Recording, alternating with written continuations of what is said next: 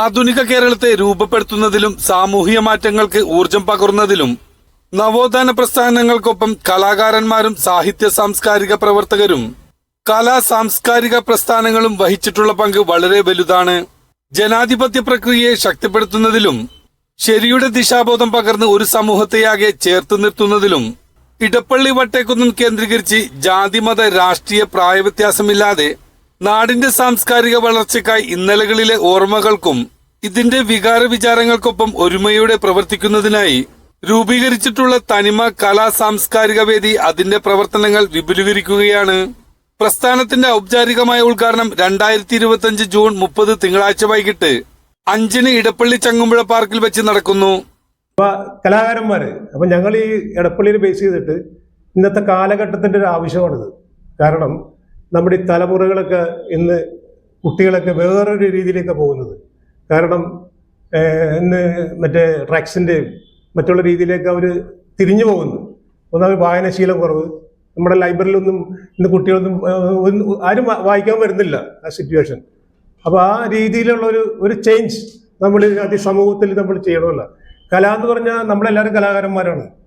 നമുക്ക് കല ആസ്വദിക്കാൻ പറ്റും, ആ കലാകാരന്മാരെ പ്രോത്സാഹിപ്പിക്കാൻ പറ്റും.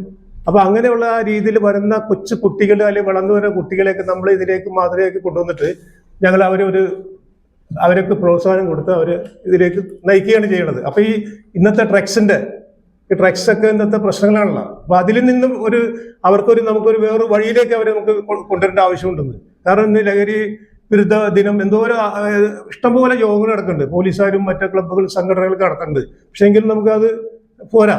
അവർക്ക് ഒരു മാതൃക കാണിച്ചു കൊടുക്കണം. മാതൃക വെച്ചാൽ അവർ നമ്മൾ ഒരു ഉൾപ്പെടുത്തിക്കേണ്ടിയുള്ള ഒരു കലാ സംഘടന നമുക്ക് വേണം. കലാകാരന്മാർ ഒരുപാട് പേരുണ്ട്, താഴെക്കടയിലുണ്ട്. അവരെ നമ്മൾ വളർത്തിയെടുക്കാൻ വേണ്ടിയിട്ടാണ് ഈ സംഘടന രൂപീകരിച്ചേക്കുന്നത്.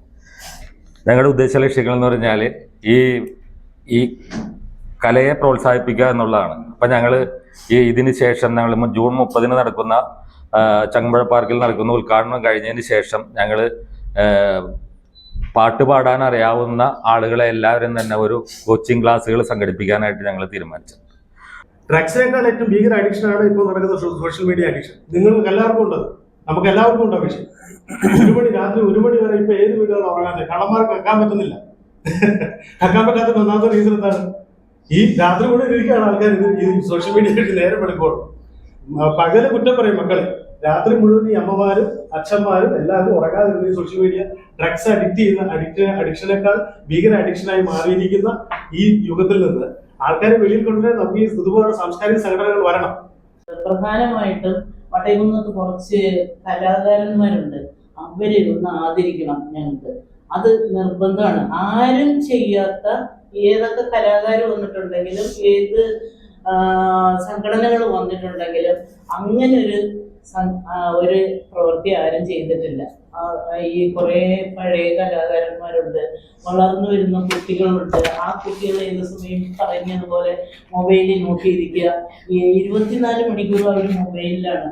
അവരെ ഈ കലാരംഗത്തേക്ക് കൊണ്ടുവരിക. കഴിവുള്ള കുട്ടികളുണ്ട്, ഇഷ്ടം പോലെ ഉണ്ട് അവിടെ. നമ്മളിപ്പം തനിമ നമ്മളൊരു രൂപം കൊള്ളുമ്പോൾ അത് പുറത്തേക്ക് കൊണ്ടുവരുമ്പോൾ എല്ലാവരും ഒരുമിച്ചാണ് കൂടുന്നത്. പ്രായഭേദമന്യേ, നമ്മൾ കുട്ടികളെ മാത്രമല്ല പ്രായഭേദമന്യേ ഒരുമിച്ചിരുന്ന് സംസാരിക്കുക. അങ്ങനത്തെ ഒരു അവസരം നമുക്ക് കിട്ടില്ല. പണ്ട് ഞാൻ കണ്ണൂരാണ് എൻ്റെ സ്ഥലം. അപ്പൊ ഞങ്ങളെ തെയ്യം, നമ്മുടെ കലാരൂപങ്ങളെല്ലാം കാവുകളിലൊക്കെ ചെല്ലുമ്പോൾ നമ്മൾ കൂടുതലും ഫാമിലി ആയിട്ട് ഇരുന്ന് കൂടുന്ന ഒരു അവസരം കിട്ടും. അല്ലെങ്കിൽ കൂട്ടുകാരത്ത് ഉത്സവ പറമ്പിലൊക്കെ കൂടെ നടക്കാം. അപ്പൊ നമുക്കുണ്ടാവുന്ന പ്രണയങ്ങള്, ഇഷ്ടങ്ങള് അതൊക്കെ ഇപ്പൊ നഷ്ടമാവണല്ലോ. അതിന് പുറമെ എല്ലാവരും പ്രണയിക്കുന്ന രീതി പോലും ഇപ്പം തെറ്റായ ഒരു അവസ്ഥയിലോട്ട് പോയിക്കൊണ്ടിരിക്കുന്നതാണ്. ഇതുപോലൊരു കൂട്ടായ്മ വരുമ്പോൾ നമുക്കൊരു സ്നേഹബന്ധമാണ് കൂടുതൽ ഉറയ്ക്കുന്നത്. തനിമ കലാ സാംസ്കാരിക വേദി സെക്രട്ടറി വേണുഗോപാൽ ജി, ഗോപകുമാർ രാജൻ, രക്ഷാധികാരി പ്രഭ RS തുടങ്ങിയവർ വാർത്താ സമ്മേളനത്തിൽ പറഞ്ഞു.